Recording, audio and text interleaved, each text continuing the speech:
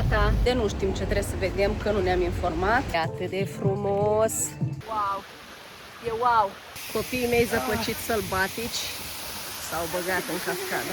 Pentru că animalul meu preferat este vaca. Asta este imaginea mea preferată.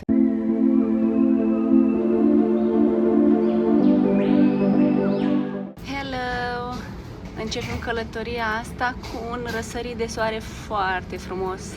La Jeddah, în Arabia Saudită suntem. Și am ajuns în Mauritius. Am ajuns în paradis. Plouă cu găleata. Anul ăsta așa avem noi noroc. Hai că o să fie bine. Între timp am luat mașina, 200 de euro am plătit. Vă țin la curent. Și așa, ca o primă oprire, după ce ne-am cazat, am venit să vedem apusul la plaja din Flick and Flack. Și deja nu mai pot de bucurie.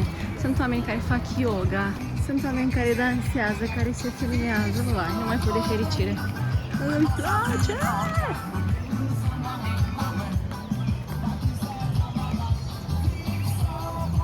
Că se filmează un videoclip aici. Suntem înconjurați de vedete. A?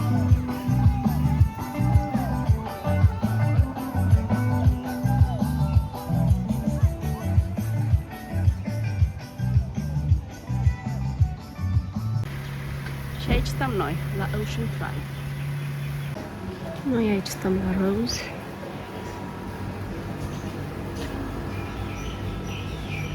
Așa este înăuntru.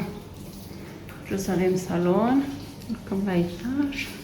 Salon cu bucătării avem. Și la etaj avem un dormitor, alt dormitor cu duș.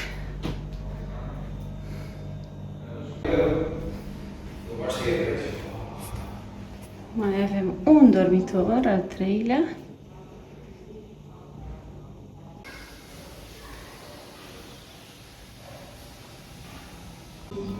Și aici costă 620 de euro pentru 9 nopți în 4. De toate. Fain. Asta este mașinuța noastră pe care am închiriat-o pentru o perioadă de 10 zile și arată ca o cutie, ca un porc. E bună. Mergem să descoperim cum este plaja de la Flick and Flack, dar nu plaja publică la care am fost aseară. Lăsăm mașina în parcarea de la plaja publică și venim pe jos, pentru că plajele în fața resorturilor sunt mult mai îngrijite și arată foarte bine.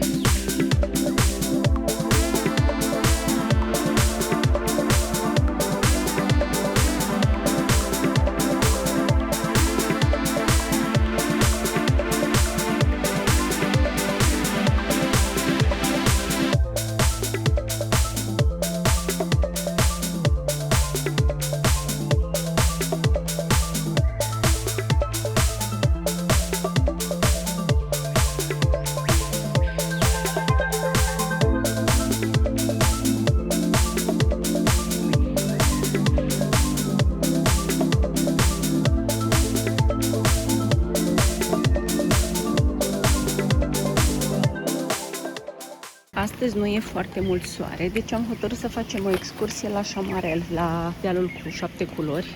Și am ajuns la viewpoint-ul ăsta, unde e spectacol, Doamne, e superb.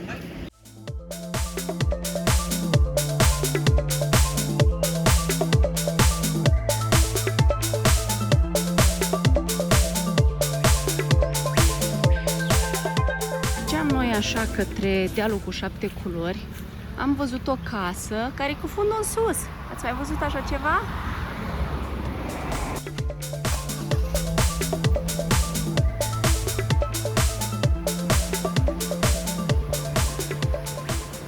De la Flick and Flack am mers 33 de kilometri să ajungem la parcul Chamarel, 7 culori. Vai, până am ajuns aici am simțit că stă în Hawaii, în Polinezia, este superb. Un pic din fiecare, în Africa. Și acum am ajuns la cascadă, este un traseu aici. Să vedem unde ne duce.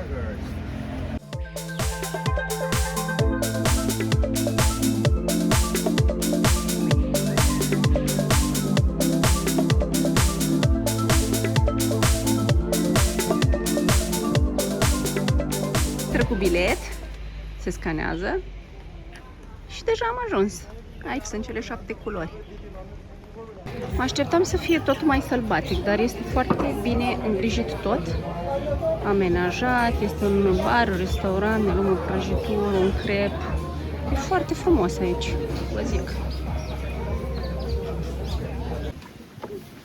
Stăteam și număram ce culori sunt aici și am văzut că sunt expuse. Roșu, gri, galben, negru, albastru, violet. E frumos.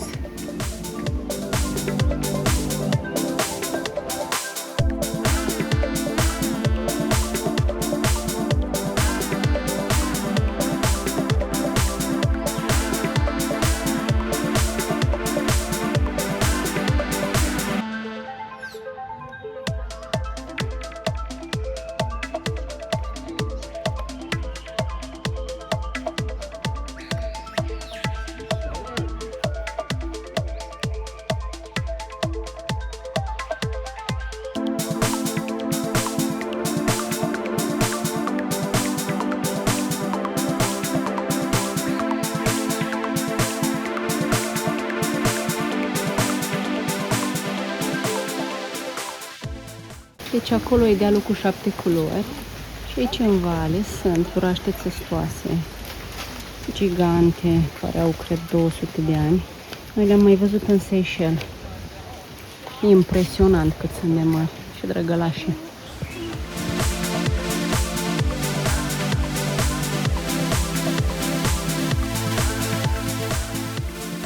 Foarte interesant aproape de dealul cu 7 culori este ananas roșu.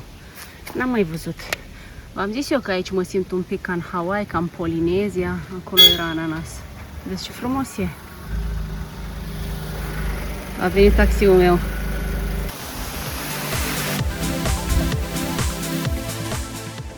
Una din părțile noastre preferate din țările astea tropicale sunt fructele. Facem plinul de fructe.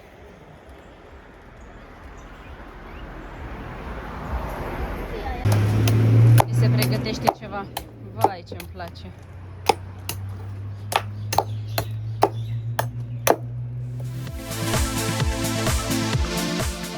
Am ajuns la Le Morne Beach.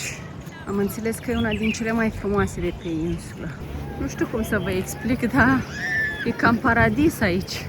E cam wow, superlativ. Iar nisipul e atât de gros că te dor tălpile când mergi. Vai, dar ce frumos ești, Doamne!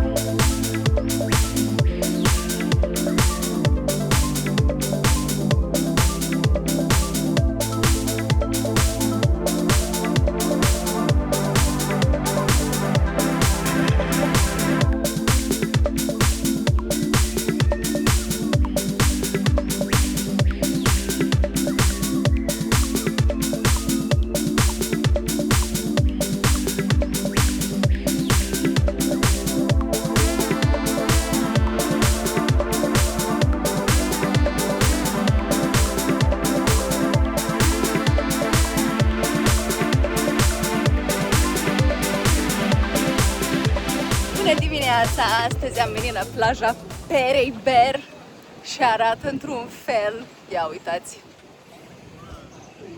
Seychelles. Superb.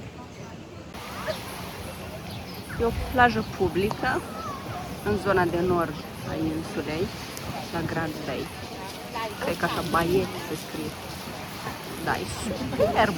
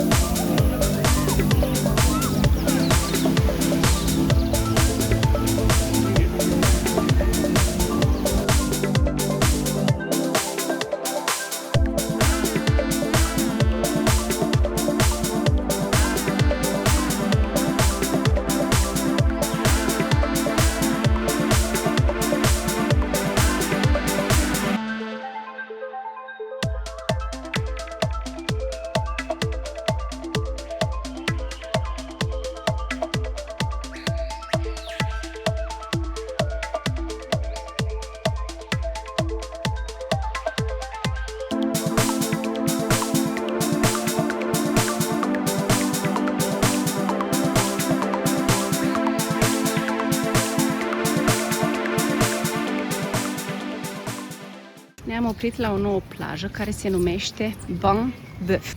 Având în vedere că este la 5 minute de mers cu mașina de la plaja Perei Ber, e total diferit și apa e diferită, nisipul aici portocaliu, dincolo era alb, e complet altceva. Dar e de văzut. Și la încă 5 minute cu mașina de la Perei Ber, ajungem aici la Cap Malheureux, unde este biserica asta frumoasă.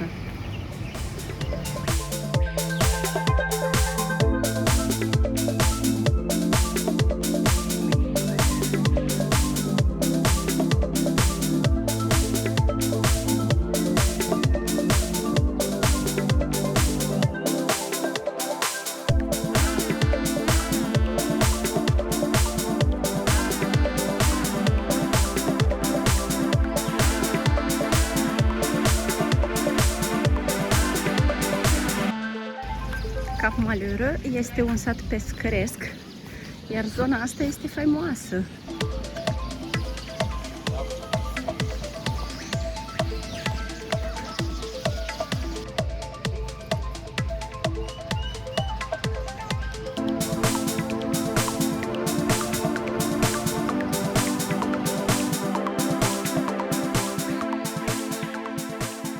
Și am ajuns la Port Louis, unde nu știm ce trebuie să vedem, că nu ne-am informat.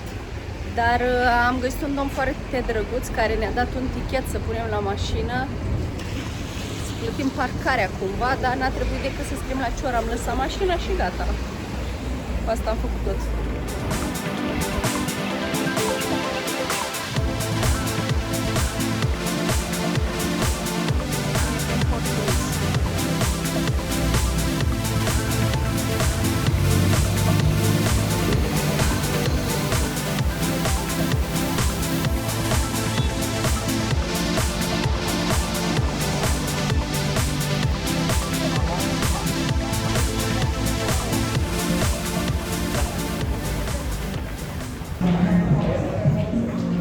Hai că am nimerit unde îi place lui soțul.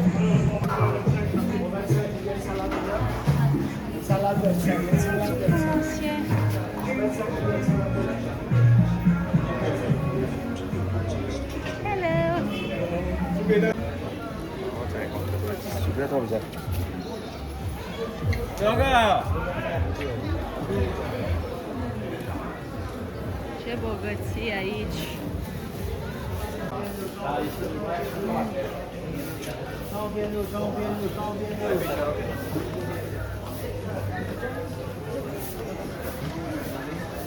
No, Germany, no English, Romania. Ah, Romania, English. Aici am ajuns la carne. Nu, aia nu ne place. Am și la pește.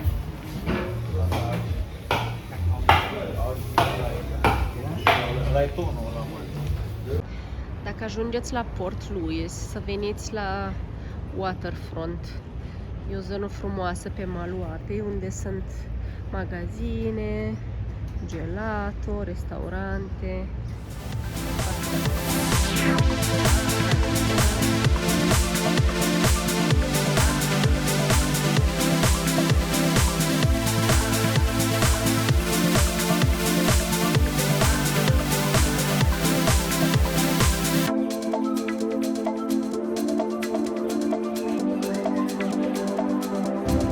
Da, ne gândeam că nu putem să înțelegem țara asta, că e un amestec de englezi cu francezi, cu indieni, hinduși, catolici.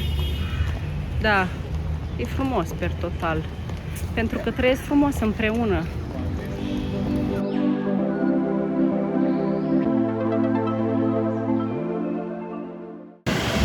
Fără parcă n-ar fi vacanță tropicală, nu? Trebuia să ne plimbăm cu ceva. Am luat un feribot 2 minute să mergem la Iloser.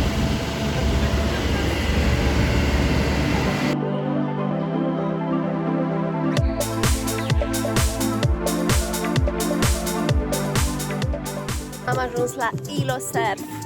Am plătit 9 euro de persoană să luăm un ferry de la hotelul Shangri-La și ne-au dat și un suc și putem să stăm și pe pătuți gratis. Dar e atât de frumos! Ia uitați! Mi-am dorit foarte mult să văd apa din Mauritius, care este atât de limpede încât se vede fundul mării. Este impresionant că se vede fiecare detaliu perfect. Aici la insula Cerbilor e frumos așa când vii primul impact, dar nu poți să înnoți pentru că e apa foarte mică. Aici în dreapta e o pădure de pini.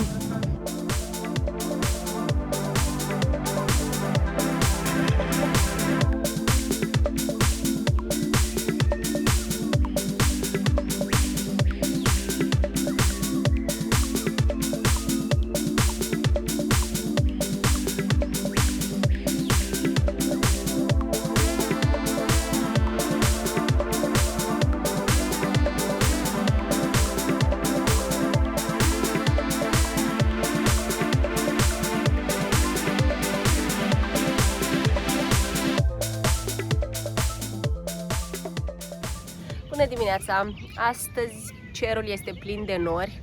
Ne-am gândit că nu putem să stăm la plajă, deci vom merge pe munte. Dacă avem noroc, nu o să ne prindă ploaia, dacă ne prinde ploaia, avem geci. Știm că o să avem o priveliște minunată de acolo de sus, deci o să fie super! Da, în luna august un turist sau prin iulie, un turist din Germania a căzut și a murit.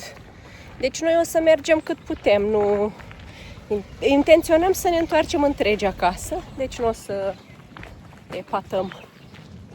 Acest munte era folosit de sclavi ca loc de refugiu. Urcau aici să se apere, să nu fie găsiți.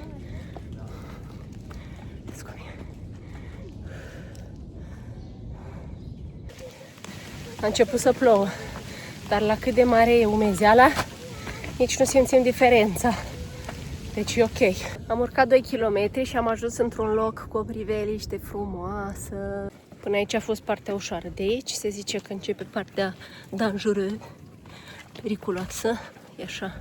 Dar ni s-a recomandat să nu urcăm pentru că e foarte lunecos, așa cum ați văzut a plouat. Și nu e ok. O să vedem mai încolo ce ne așteaptă. Am urcat până aici. Cred că de aici începe problema. Am făcut un popas acum pentru că a început ploaia rău de tot și ceea ce trebuia să fie o priveliște spectaculoasă e un gri total. Cred că aici ar fi fost cascada aia underwater, dar noi nu o vedem. Mai devreme era un pic mai albastru, oricum plouă și plin de nori, deci nu avem nicio șansă. Dar am urcat. Muntele, sportul pe azi l-am făcut. Eu știam că suntem norocoși. La coborâre a ieșit soarele și vedem ce vroiam să vedem de fapt. Asta. Este superb. Aici undeva ar trebui să fie cascada aia subacvatică, dar n-am înțeles unde. Oricum am înțeles că se vede uneori, nu e ceva permanent, dar e foarte frumos.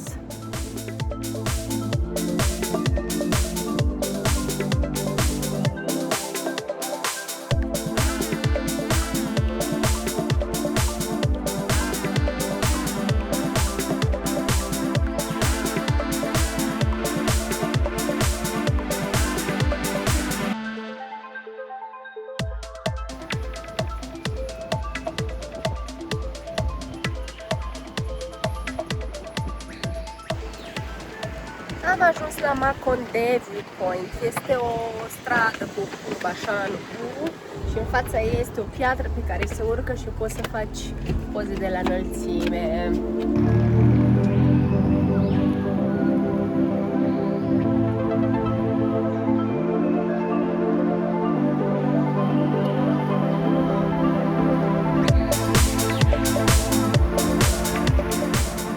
Bună dimineața! Astăzi mergem să facem un alt traseu de hike.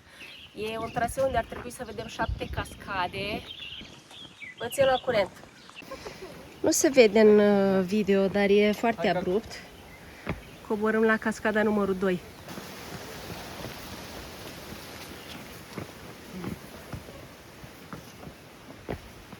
Hey! Am adus la cascada numărul 2. Dar e super fain! Aici în vale e periculos.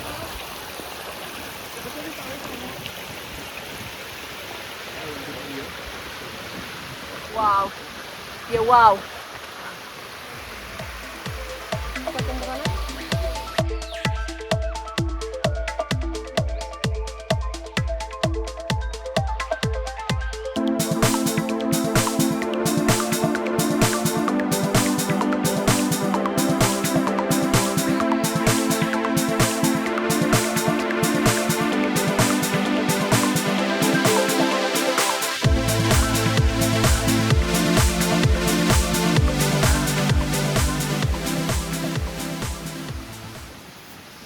Acum poate vă filmez cum cad în direct.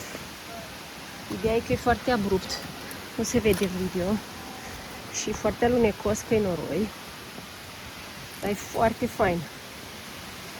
Gata, nu mai filmez, trebuie să mă țin. Suntem sub cascadă. Pe aici am coborât, să vă dați seama cât era de abrupt. Frumoasă experiență. Unde am ajuns? Uitați ce frumos e aici! Cascada! Super! Este un domn foarte drăguț care îl învață pe Robin cum să facă să sară în apă, pentru că e foarte rece aici la cascadă. E impresionant! Gata, s-a dus.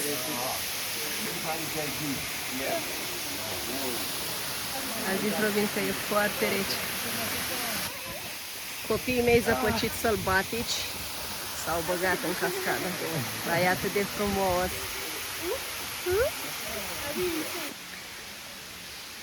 Așa se prezintă traseul. E dificil. Merge pe pietre, peste cațări, steții. Nu e chiar easy, dar merită fiecare pas. E foarte fain, e o super aventură. Era păcat să ne ajungem pe aici, chiar frumos. Doamne, ce frumos e aici. Wow, super. Nu pot eu să filmez pentru că trebuie să mă concentrez la traseu. Dar vreau să vă arăt cât de puțin pot, că e prea fain. Prea fain, foarte fain. Uitați un pic cum se chinuie lumea. Ca să înțelegeți că nu e ușor.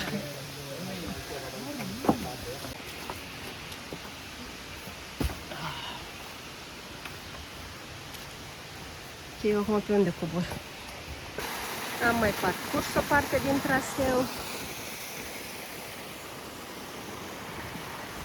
Și tot coborâm. Nu știu unde ajungem, să vedem, că noi nu ne-am luat ghid. Ce aici face lumea mai jos? De acolo e toți bolomanii. Nu mai pot. Nu mai pot oficial. Dar a fost foarte frumos. Dacă veniți, să vă luați ghid. Am avut o porțiune unde am zis gata, eu rămân aici. Pentru că practic te cocosezi așa vertical pe munte. A fost foarte frumos. Dar prima oară un cocos bine meritat pentru că suntem copți și nici n-am avut apă la noi, că noi ne-am dus așa, flu la cascade. Dar ne-am descurcat bine. Nu mă mir. Vizita la cele 7 cascade durează între 3 și 7 ore, depinde de traseul pe care îl alegeți. La noi a durat vreo 3 ore jumate, dar noi suntem rapizi. Copacii aceștia sunt lices și sunt acoperiți cu pânză pentru a nu fi atacați de lilieci. O să cumpărăm lices pentru că n-am mâncat de mult și sunt foarte gustoase.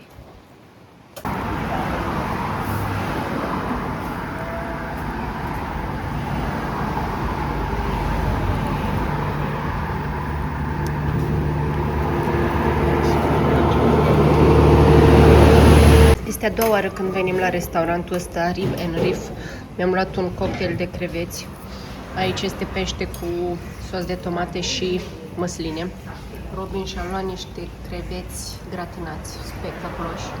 Nicolas mănâncă carne cu legume și orez. Aici sunt creveți cu curry și aici salată de octopus. Nu vreți să știți ce gust. Nu vreți să știți. Super bun. Aici am mâncat noi, deci, și tot ce v-am arătat a costat 86 de euro. Cu o bere, 2 cafele și 3 sucuri de ananas. De când am ajuns pe insula asta, mi-am dorit să beau suc de trestie de zahăr și oriunde ajungeam îmi spuneau se termine, dar acum am găsit.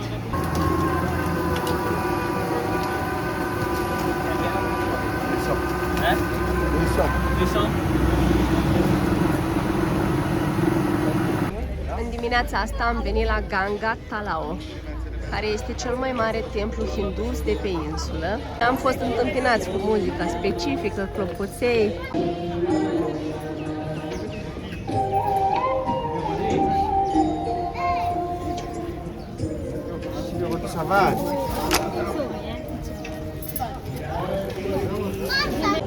Este Lord Shiva, iar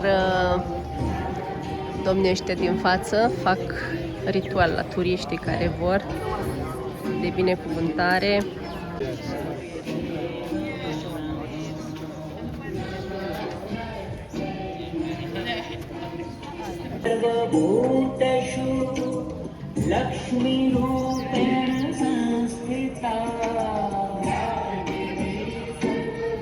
Și aici am găsit ceva care îmi place mie foarte mult, pentru că animalul meu preferat este vaca.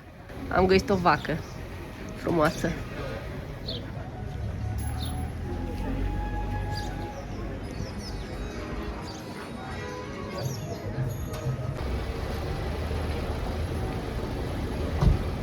Zeiță cu 6 mâini. O nouă oprire, Alexandra Falls Viewpoint. De la parcare, 500 de metri de mers pe jos.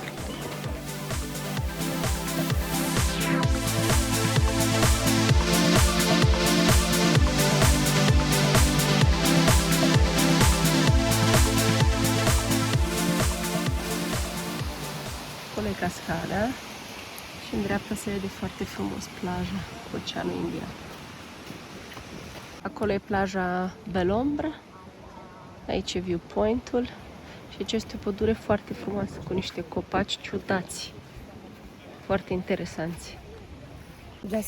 Copacii ăștia, vedeam că toată lumea rupe din ei, sunt copaci de făcut hârtie.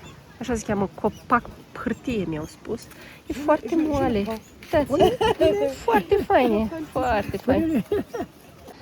Gorge Black River Viewpoint. Suntem deasupra junglei.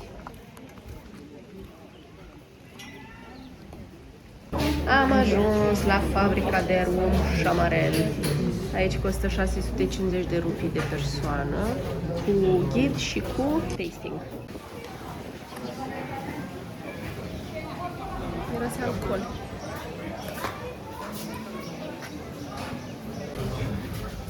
Aici ne arată cum se face romul din trestea de zahăr. Ei produc 150.000 de litri de rom pe an din trestie de zahăr.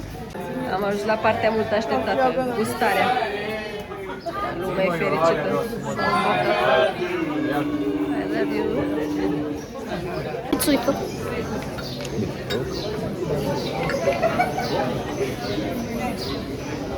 Noroc.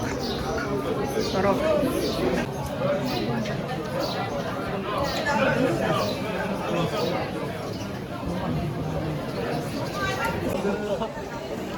Am băut 11 tipuri de rom, plecăm de aici fericiți. Cocos, ananas, cafea, vanilie, nu mai știu câte feluri, dar bune. Eu mă duc să fac o poză. Asta este imaginea mea preferată de pe insula Mauritius. Pe plaja Le Morne, în fața hotelului Saint-Régy, unde pentru noi 4 o săptămână cu mic dejun ar fi costat 15.200 de euro. În spate marea.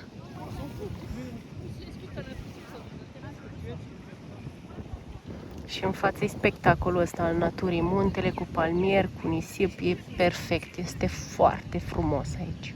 Foarte. E zona mea preferată din Mauritius. Dacă ar fi să recomand cuiva unde să meargă, aici aș zice.